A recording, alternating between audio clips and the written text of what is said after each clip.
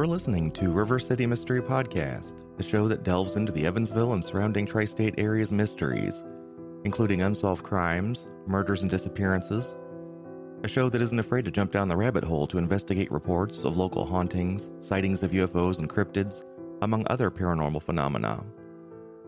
With your host, co-founder of the Humans of Evansville Facebook page, law office worker by day, insomniac researcher of the bizarre by night, Matt Dyke.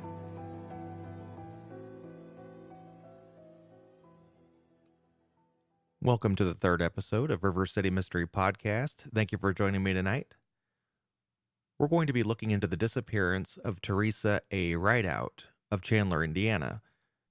We talked a little bit about her in episode 1, Four Seasons. She was Jack Barnett's fiancée/girlfriend who ended up missing at the end of that episode. Investigators were hoping she would show up at Jack Barnett's funeral, but she never did. She never showed up, and she was not heard from or seen since. There hasn't been a whole lot written about this disappearance. There's not a whole lot of information on the internet. As a matter of fact, when I started looking into this case several years ago, that's what caught my attention with this particular case. I first heard about the story a few years ago when I was looking through one of the Evansville Courier-Press stories about cold case files. Theresa's case information was one of the few cases mentioned on there, so I did a little background search to see what I could find out about it. And there was just a remarkable lack of information about this particular case, about Theresa. There was almost nothing. The Indiana State Police website, which I've got a link in the show notes. If you go to rivercitymystery.com/3, I'll have a link to that particular Indiana State Police post. But it still has her name spelled incorrectly. It's that's not the spelling of Theresa. There's no photo of the missing person, which you think they could have found some kind of photo or drawing or sketch of the missing person. The National Missing and Unidentified Persons System, also known as NamUs, has a very similar listing. It looks like those listings are connected. Also, no photo of the missing person. Just very, very short details on what happened. It literally says, on September 11th, 1994, Theresa Rideout was reported missing by a friend. She's never been located. It is suspected that foul play could have caused her disappearance. And that is the end of the description of what may have happened to Theresa in 1994. Normally when a person is missing, they have family and friends who there's usually someone who can kind of step up and be that point person who's always keeping everybody on task and looking and trying to dig into all of the details of the case. As I did my research, I found out that Theresa really didn't have many people in her life that were dependable, especially family. Her family was basically out of the picture. I had to really struggle to find information on even who she was or where she was from and what kind of history she had. And I knew it was going to be tough to get that information. So I actually set up an Ancestry.com account. And I was trying to dig and find out who her connections were. Did she have any siblings, children? Was she married? Because none of that information was available on any of the in any of the news articles that I was able to find.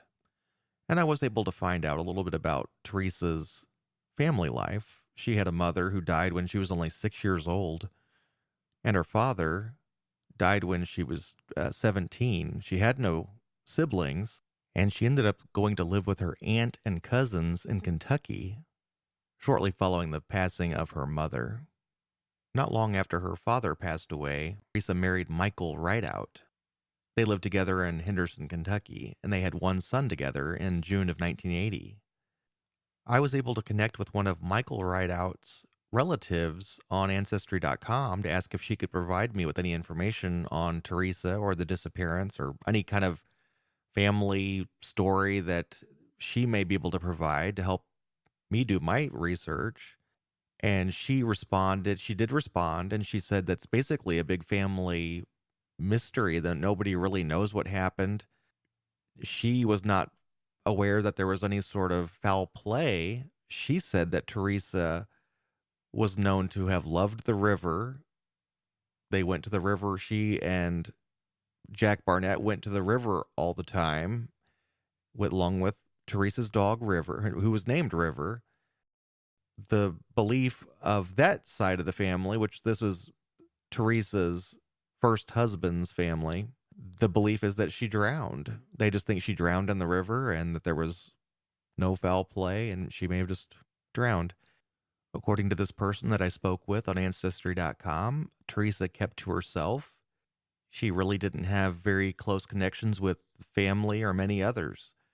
She mentioned that her son, Matt, had to go to court to declare his mother dead in order to collect on an insurance policy. So on August 12, 2002, a death certificate was generated for Theresa Rideout, and the death certificate states that she is presumed dead, last seen September 2nd, 1994.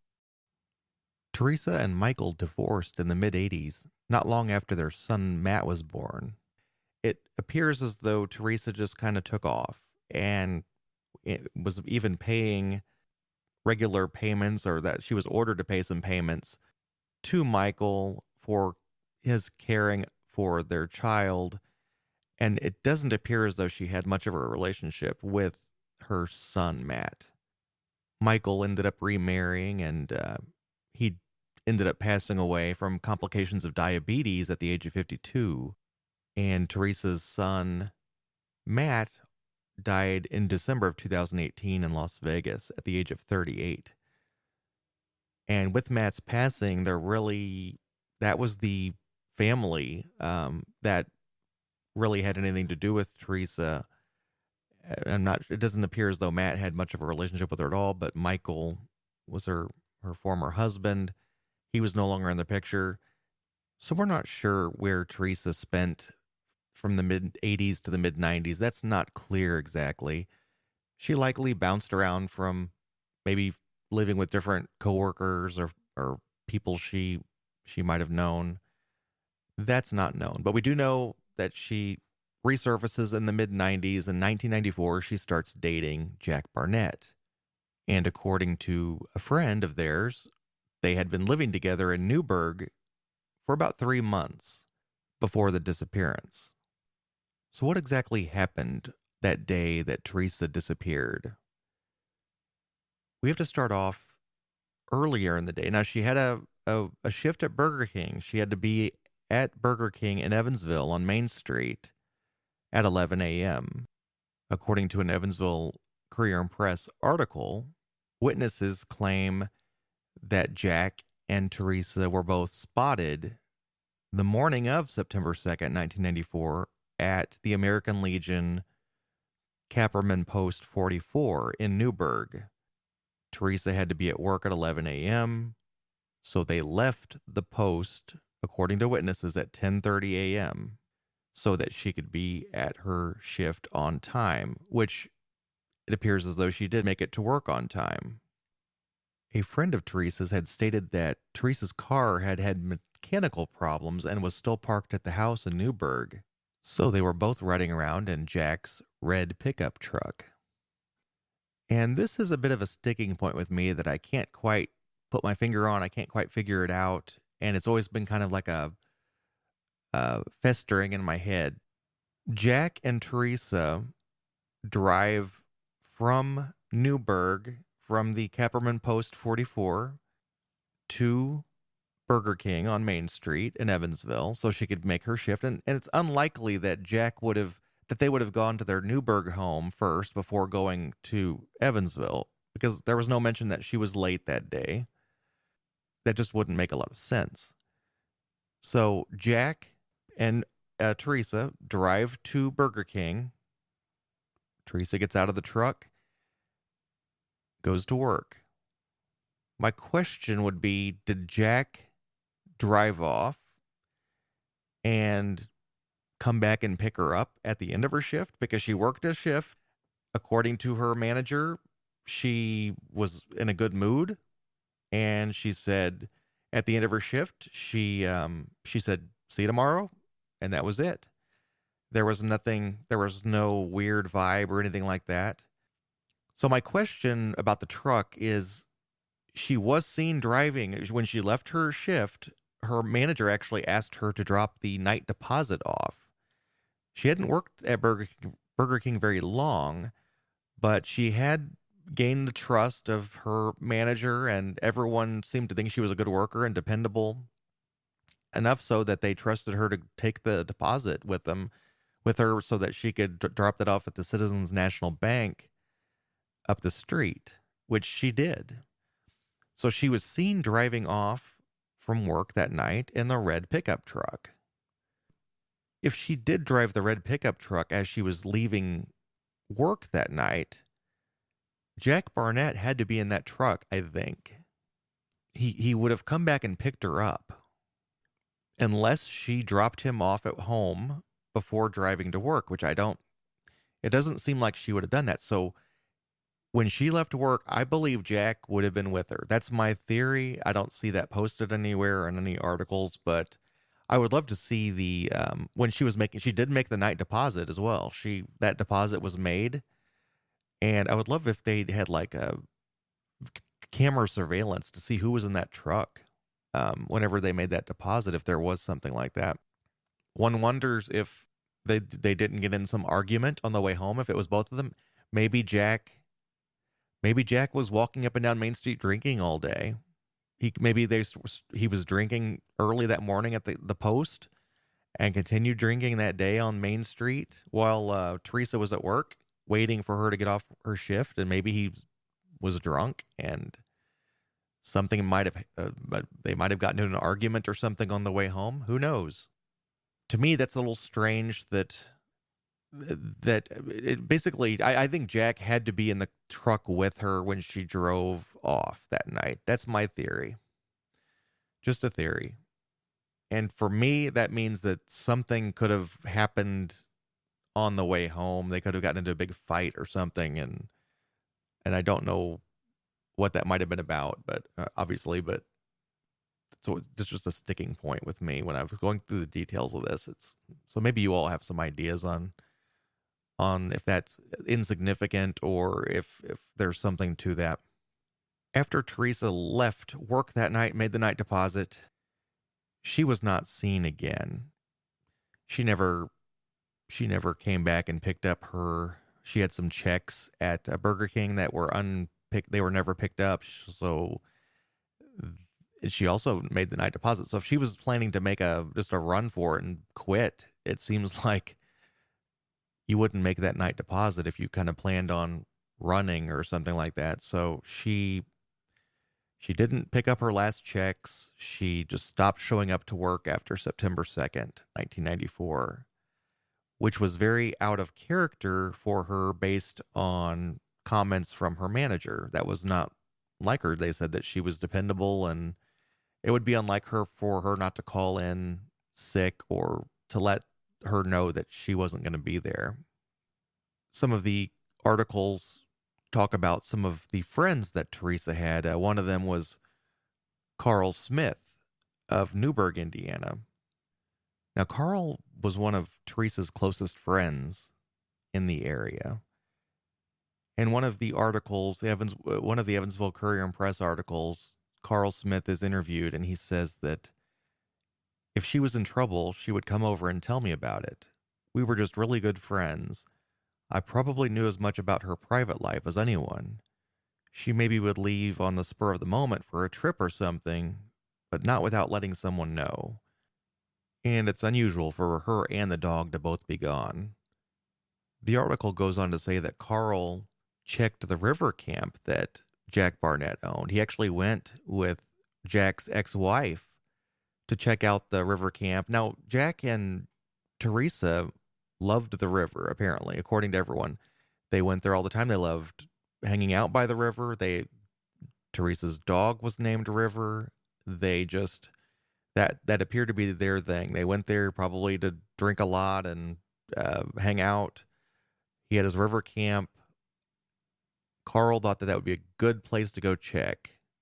to see where, if there's anything amiss there or any evidence of anything weird. I actually did a property search looking for what river camp he might have owned, and I looked through a lot of them along the Ohio River and Spencer, Warwick, Vandenberg counties, and I could not find what river camp he might have owned.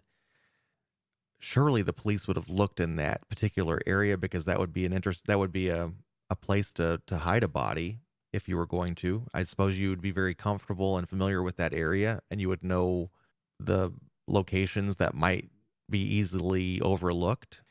If the police went there and looked, which I'm sure it seems like they would have found something if something was there. Carl said that they didn't see anything unusual when they went there. He goes on to say that he talked to Jack Barnett recently. He said, I talked to him recently and they had plans for the future and seemed to be doing fine. He said, I was tickled to death that she found somebody like him. It just doesn't add up. Whatever happened is something that happened very suddenly.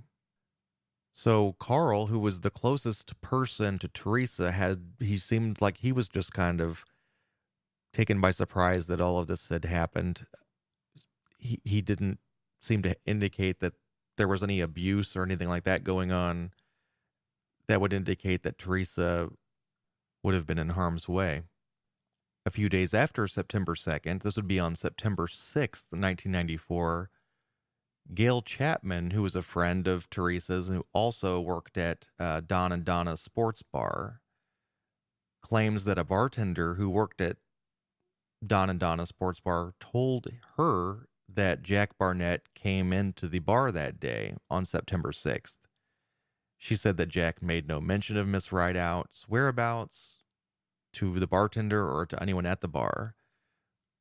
If something nefarious had happened on September 2nd, Jack, who you would think may have had something to do with her disappearance or murder or whatever, had it all together enough to be able to go to Don and Donna's bar and sit there and calmly have a drink and eat dinner or whatever he was doing there without mentioning anything about Theresa, and apparently didn't appear off or anything like that.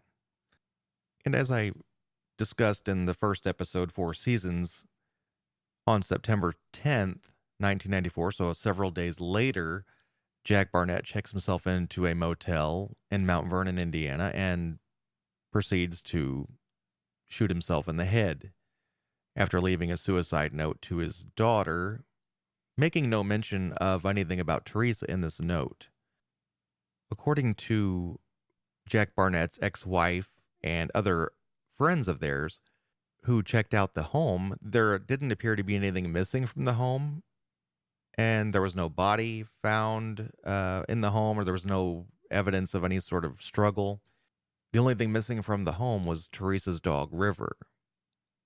Now, I do have a couple of theories about what may have happened to Theresa, and they're all just theories. The first one is the obvious, and I think this is what the investigators think happened, and I think that's why there's little effort going into finding the truth here, is that Jack just snapped one night and killed her.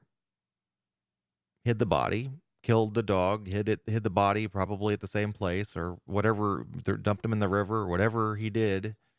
End of story. Kills himself a week later. And honestly, that's probably the most likely story. There are other theories, though. Another theory that has been rattling around in my head is, from talking to people, and there are some articles that mention that it's possible that Theresa and Jack were involved in the drug trade. They did have some shady associates and maybe some shady dealings. Maybe they owed money to one of these shady characters. Maybe threats were made against Theresa and the dog, and maybe somebody followed through on it. Jack hangs around for a week because he thinks maybe someone's calling a bluff or something, and when he finds out it wasn't a bluff, he kills himself. Or maybe he thinks that she ran off with one of these associates, and after he loses contact with her for a week, he realizes that either she's dead or she's run off with somebody. He kills himself. That may explain why he was hanging out at a bar on the 6th, acting like nothing was wrong, because maybe he was in a phase where he was thinking that Theresa was going to come back, or this was going to iron itself out. Because one of the problems I have with the murder suicide is the time difference between the murder and the suicide. I did some looking into statistics, and there really aren't a lot of statistics on the difference in time between the murder and the suicide. I was trying to find out if it's very common for murder suicides to take place with a week's difference between the two dates. Usually you hear of a murder suicide, it's the same time. It's a murder suicide. It's the same event. People don't normally wait a week to kill themselves and, go through their regular lives for a whole week. But I couldn't find statistics to see how rare that actually was, or if that's unusual. I thought that would be kind of helpful.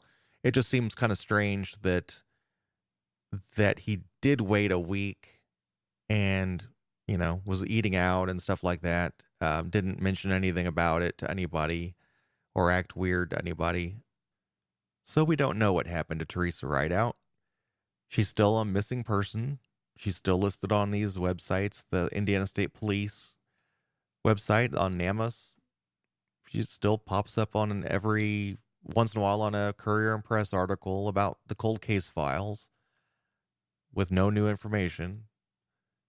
So I think that people deserve to have their stories told, even if they don't have a massive family of hundreds of thousands of people out there looking, and websites and Facebook pages and things like that. Theresa really didn't have a wide circle of people, and really not many of her friends that are even listed in those articles I referenced are even alive anymore. I know Carl Smith is not living anymore, and he was the closest friend. There just isn't a network of people out there even looking. But that doesn't, I think that I don't think she deserved that. I think she deserves as much attention on her case as anyone else. So hopefully this particular episode will spotlight her disappearance and let everyone know that it's just as important as anyone else who's missing. And even if there are certain assumptions that have been made, that it's still an unsolved case, that nobody really knows what happened, and anything is possible.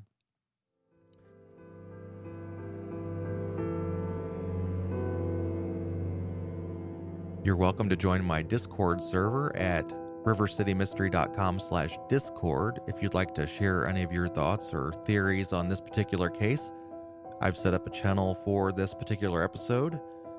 You're welcome to do so. That about does it for this episode of River City Mystery Podcast. Thank you again for joining me tonight. Until next time, take care.